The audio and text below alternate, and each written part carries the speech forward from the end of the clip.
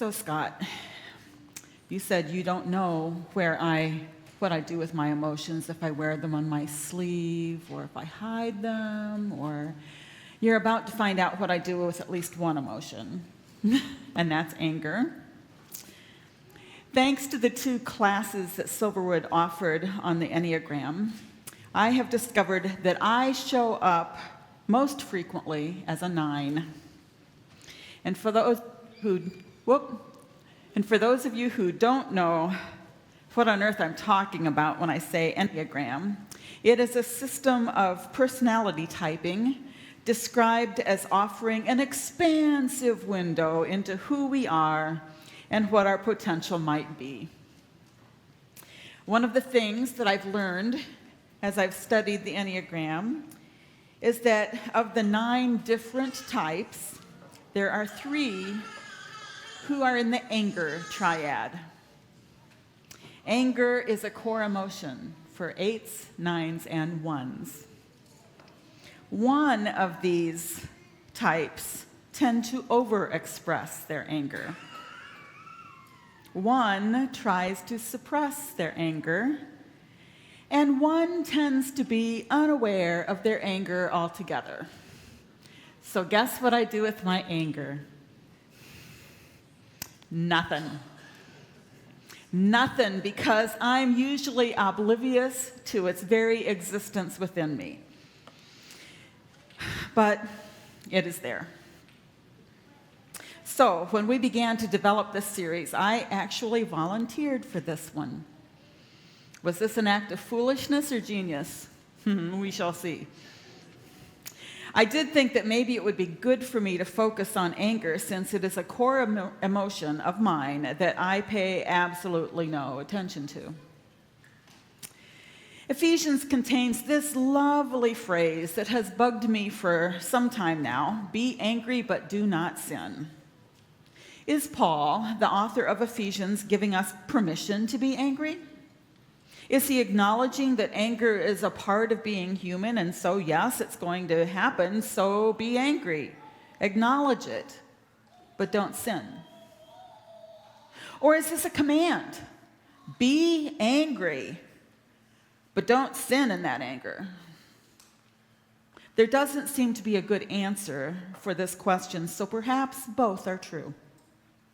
Perhaps sometimes it is an acknowledgement that anger is a part of being human, so deal with your anger appropriately. And sometimes it is appropriate to be angry. Just be careful to use that anger in appropriate ways. The Better Health channel is owned by the state of Victoria, Australia. Ask me how I discovered this. I stumbled on it. It aims to help people understand and manage their health and medical conditions and help them make lifestyle choices. On their website, I found these words: the long-term physical effects of uncontrolled anger, increased anxiety, high blood pressure, and headache. Anger can be a positive and useful emotion if it is expressed appropriately. Long-term strategies for anger management include regular exercise, learning relaxation techniques. Thank you, Amy. I used that this morning, and it was very helpful. Thank you. And counseling. I wasn't angry, by the way, when I used it. At least not that I know of.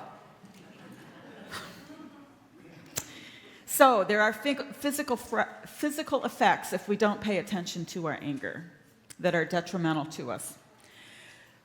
Brene Brown, in her book, Atlas of the Heart, writes this: anger is a catalyst. Holding on to it will make us exhausted and sick. Internalizing anger will take away our joy and our spirit. Externalizing anger will make us less effective in our attempts to create change and forge connections. It's an emotion that we need to transform into something life-giving. Things like courage, love, change, compassion, justice. She also says that there can be many other emotions and situations behind our anger, things like fear or anxiety, frustration or confusion, hurt, grief, sadness, isolation, guilt, and shame. It's a long list. And one of them is outrage at injustice. Emotions aren't a simple, easy thing, usually. They're usually colored by other emotions, and they do come from situations, often. So let's see what we can discover by diving into the Ephesians passage. At the beginning of our scripture for today, Paul is telling the Christians in Ephesus that they must no longer live like the Gentiles live. In their former lives, before they came to know Christ, they lived just like their neighbors. That's who they'd been. Paul uses some pretty harsh words to describe these neighbors, and surely not all of their neighbors were this terrible. But he has picked out the worst of the worst, highlight those traits to contrast them to the lives that these new Christians are now aiming to live. Paul says they have learned Christ. This learning has changed their worldview. Simply put, a worldview is one's personal view of the world and how one interprets it. Because they have learned Christ, their worldview has changed. They're now seeing and understanding their world through the lens of Christ. Yet long-held habits die hard. As Tom Yoder Neufeld puts it in the Believer's Church Bible Commentary on Ephesians, he writes, pointing a finger at others is not at the heart of what Paul is saying.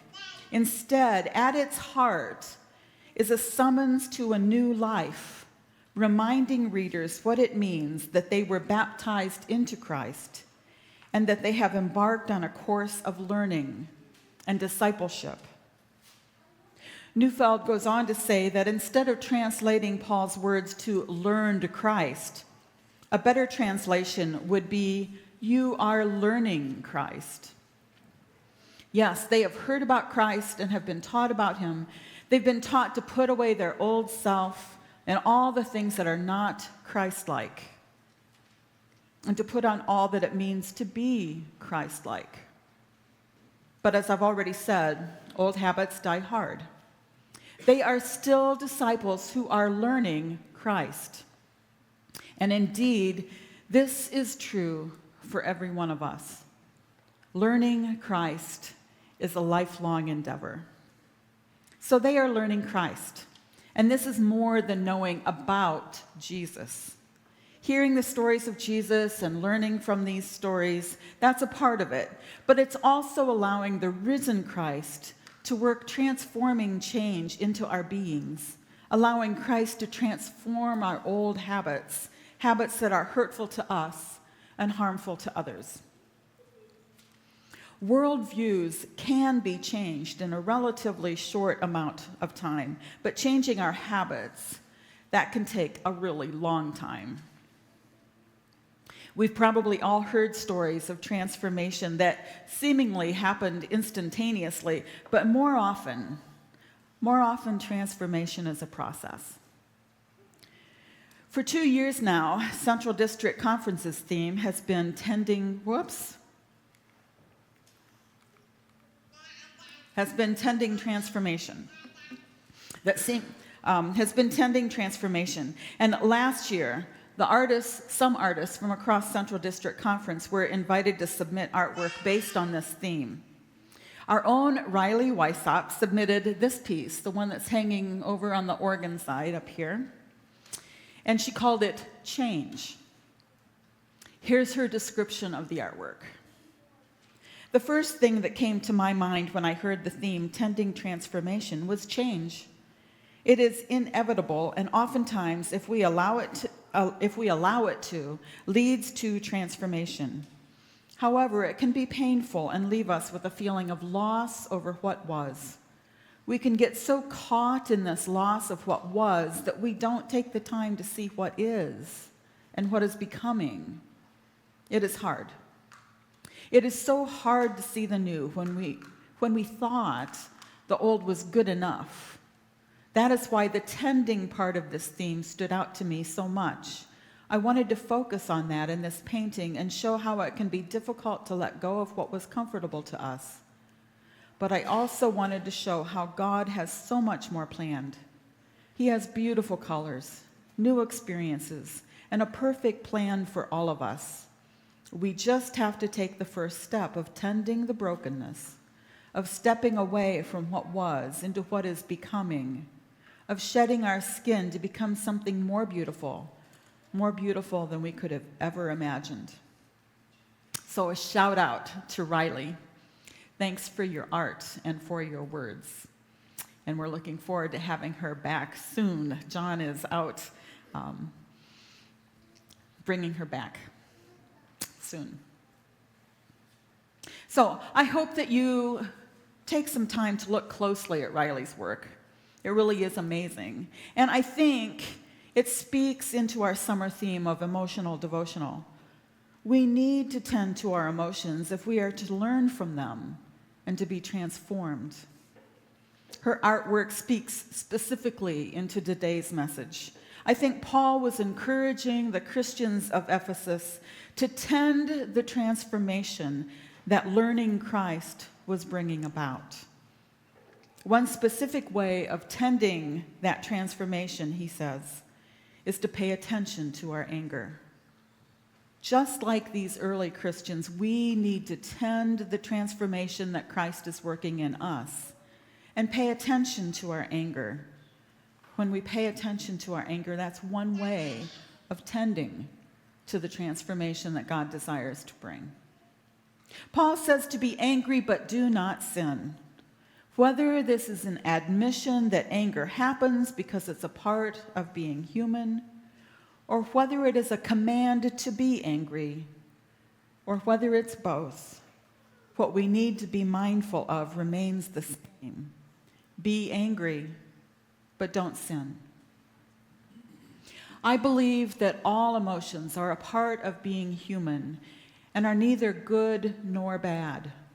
They are tools given to us by God to help us navigate life. Tools can be used for good or for evil, and emotions are no different. Anger can be used for good or evil.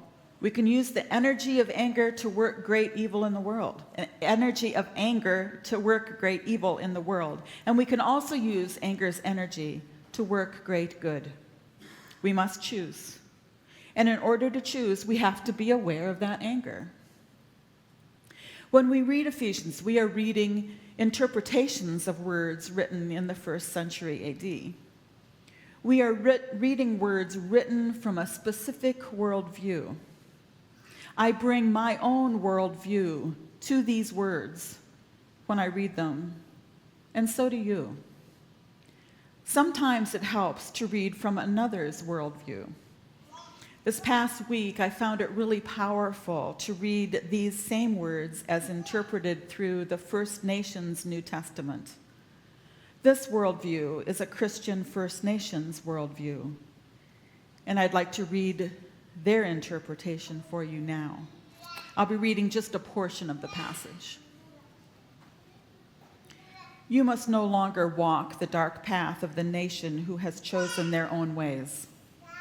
Their minds have no good thoughts because the darkness has taken away their ability to see and think clearly.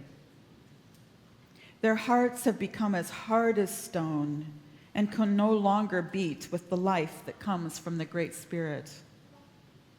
This takes them down the path of greed and selfish pleasure, leading to an impure life. This is not the path you learned from the chosen one, for the true path to walk is only found in Creator Sets Free. And that's a name that they have given to Jesus, Creator Sets Free. Take off that worn out and stained outfit of your past life with its selfish desires and worthless ways of thinking. It no longer represents who you are. You are now true human beings with a new way of seeing and thinking. Put on the regalia of your new life. For you have been made new, created again to look like the one who made you, standing in a good way and walking a true and sacred path. There are times when anger is the right thing, but do not let your anger turn into rage, for it will burn like a wildfire. Work things out before the sun sets that day, or the evil one may use it to burn up all the good things in your life. Isn't that a beautiful translation? There are times when anger is the right thing, but don't let your anger turn into rage. The evil one may use your anger to burn up. There it is. The evil one may use your anger to burn up all the good things in your life. So how do we know when anger is the right thing? We just finished a series on Revelation, and hopefully our worldview has been changed a bit by that series. We've left a visual of that series up to remind us of God's big dream of peace that is found in Revelation. It's that white thing that not everybody understood last week that is over on the piano side. That is a symbol for the Alpha and Omega, God who is the beginning and the end. So may that, throughout the summer, remind you of God's big dream of peace as found in Revelation. Last Sunday, Pentecost Sunday, we saw God's big dream of peace through the words of Revelation 21 and 22. Even though chapters 21 and 22 bring God's big dream of peace into view, we still hear about God's anger in these chapters. We referred to this book frequently, Upside Down Apocalypse by Jeremy Duncan. And I'll tell you again, if you want to continue your study of Revelation, this is a really helpful book. What on earth? I did not touch that. Anyway, that book is a good one if you want to continue your study of Revelation. Here is just a little bit of what Duncan had to say about God's anger in chapters 21 and 22. In Revelation, God's wrath, imagined as a fiery lake, is reserved for all that hurts us and destroys God's creative investment. God is love. Therefore, God's actions, acts of anger included, can only ever be an expression of that love. For wrath to be loving, it must be the destruction of those anti-God forces that destroy.